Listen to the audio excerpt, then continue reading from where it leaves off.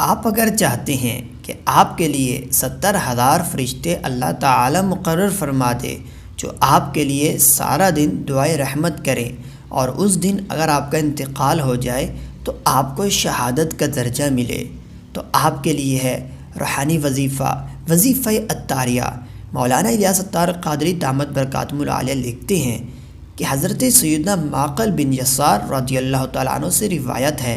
نبی اکرم صلی اللہ علیہ وسلم نے ارشاد فرمایا، جو شخص صبح کے وقت 3 بار اعوذ باللہ السمیع العلیم من الشیطان الرجیم کہے اور سورہ حشر کی آخری 3 آیات پڑھے تو اللہ عز و جل اس کے لیے 70,000 فرشتے مقرر کر دیتا ہے جو شام تک اس کے لیے دعائے رحمت کرتے ہیں، اور اگر اس دن مرے تو شہید ہوگا، اور شام کو پڑھے تو صبح تک یہی فضیلت ہے۔